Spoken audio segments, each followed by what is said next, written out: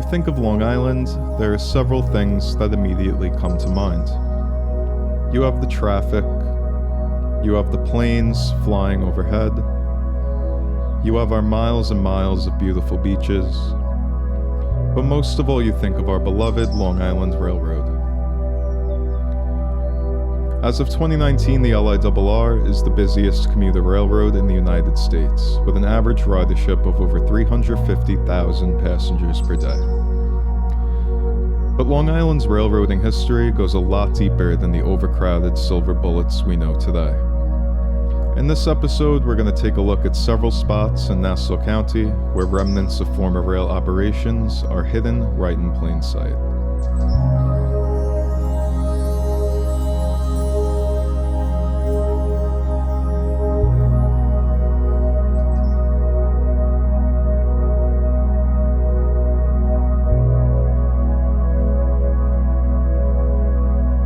The story begins here in the village of Garden City.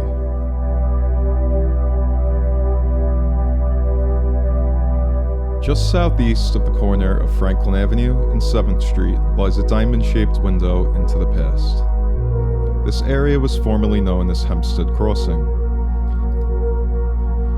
Now, if you've taken the train through here, you'll notice this is the point where the Hempstead branch curves southeast through Garden City, leading to the Country Life Press Station, followed by the line's terminus in Hempstead. However, the Hempstead branch we know today used to look a lot different.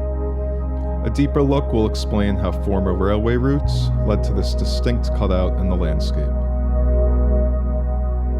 To get the full picture, we need to start 4 miles southwest in the village of Valley Stream, one of the Long Island Railroad's busiest stations. There was a time when Valley Stream connected directly to Mineola Station, another major hub in the system. On what is now the West Hempstead branch of the LIRR, trains would curve northeast from Valley Stream, passing through Malvern, and up to the branch's present-day terminus in West Hempstead. Although the tracks now end at West Hempstead, most of the right-of-way to the former connection to Mineola is still intact, passing through West Hempstead, Hempstead and Hempstead Crossing in Garden City, leading up to Mineola. A look at this map from 1947 shows the exact path of the former Hempstead branch.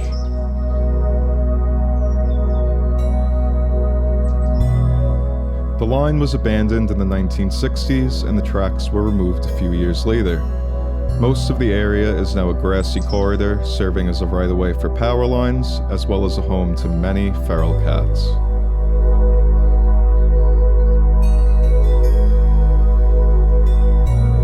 North of 11th Street in Garden City, the vegetation fades out, but the line can still be traced by the chain link fencing just west of County Seat Drive, all the way up to where it would connect to the LIRR's main line at Main Street in Mineola. In this picture taken from Mineola Station facing east nearly a century ago, you can see the main line continue straight ahead as the Hempstead branch curves off to the southeast.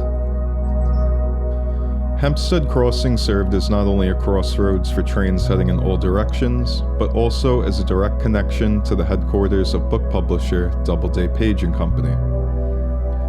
Starting in 1910, Doubleday occupied the expansive office buildings of 401 and 501 Franklin Avenue, which still exist to this day.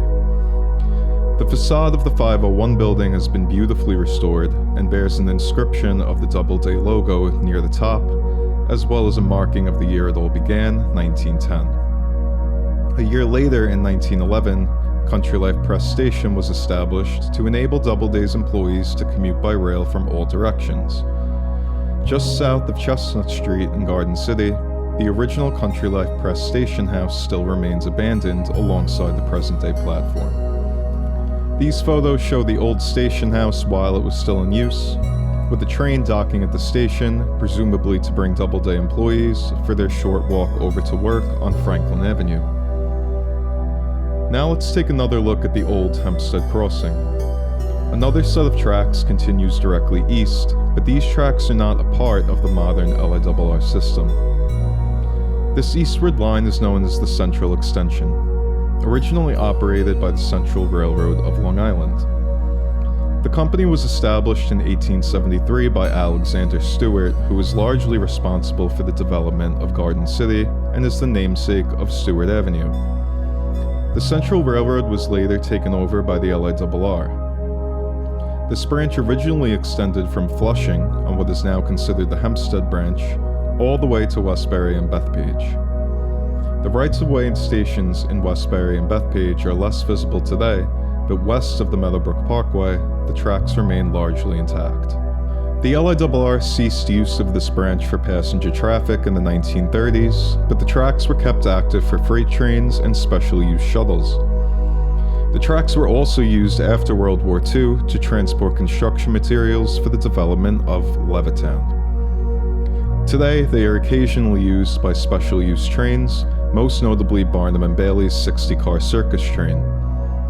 The circus use these very tracks every year to perform their annual show at Nassau Coliseum. In May 2017, the train had its final run to Nassau Coliseum before the company ceased operations permanently. I was fortunate enough to witness this historic ride and took the picture you see here standing at the Cathedral Avenue crossing in Garden City.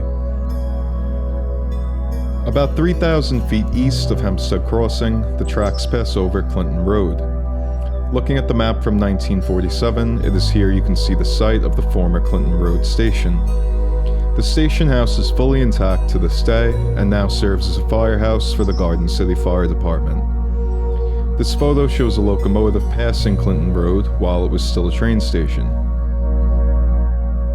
From Clinton Road, the tracks continue east through the commercial area of East Garden City and along the northern edge of Nassau Community College, ending just west of Endo Boulevard. After the tracks were cut back from Westbury, a shuttle ran between Mitchel Field Air Force Base and Country Life Press Station. More about Mitchel Field in a minute. The shuttle transported people to the various businesses along the line in what is now the industrial area of Commercial Avenue in East Garden City. Now slightly east, take a look at the area just west of Quentin Roosevelt Boulevard. There is a discernible line in the landscape indicating a northeastern curve of train tracks. This is the right-of-way for the former shuttle to Roosevelt Raceway seen here. Roosevelt Raceway opened in 1940 as a venue for harness horse racing, occupying the land that is now Target, Costco, and other shopping venues. The shuttle, seen here, branched off northward from the central extension, passing over the Meadowbrook Parkway via the Roosevelt Field Bridge, and then curving east to the raceway. Roosevelt Field Bridge remains in place to this day, just south of Zeckendorf Boulevard. The bridge was used for special rail trips up until about the 1980s. Trains can be seen in these photos using the crossing as recently as 1985. A close-up look at the current state reveals the abandoned tracks still in place on the bridge. If you've ever passed under this bridge and wondered why there are trees growing on top of it, it is due to 30-plus years of nature taking over the old railway route.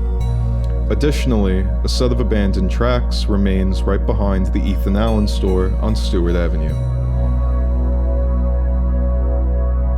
Now there is one more abandoned train line in this area to discuss, and that is the southbound shuttle to Mitchel Field Air Force Base. The full history of Mitchel Field is a story for another episode, but briefly, it was a United States Air Force base located on the land that is now Hofstra University and Nassau Community College. Mitchel Field was actively used by the United States military throughout both World Wars until its closure in 1961. While active, military servicemen and their families resided in the Mitchel Field military housing, just south of the central extension. Conveniently enough, a shuttle train once branched off southward from the central extension, taking troops from the military housing into the heart of Mitchel Field. This train line can still be seen in the landscape today, as well as remnants of the tracks left in the ground.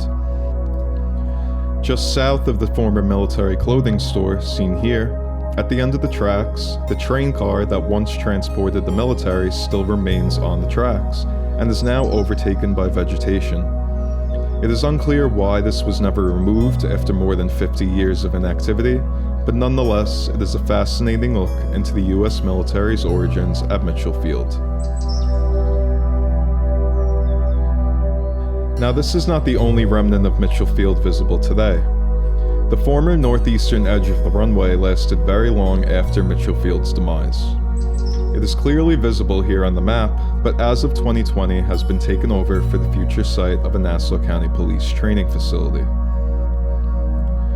You will also notice the main artery of Hofstra's campus follows the exact path of the former runway. An even closer look at Hofstra reveals a large patch of Mitchel Field's asphalt that was never removed, just inside Hofstra's east gate across from Nassau Coliseum. North of Hofstra, the area that is now Nassau Community College remains virtually the same layout as Mitchel Field, with most of the original buildings still intact. The military housing has been restored and still houses military members and veterans. Many of Mitchel Field's buildings have been incorporated into Nassau's campus and what's now known as Museum Row, which includes the Cradle of Aviation. Many historical photos of the former base can be easily matched up to the buildings still standing in the area, from the plane hangars to the operations building and the housing.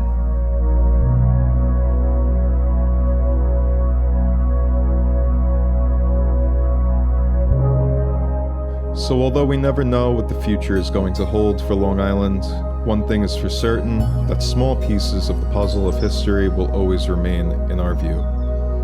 I hope if you're out and about in these areas, you'll take a moment to appreciate the small bits of history that still remain. There are many more where that came from, and that's a story for another episode.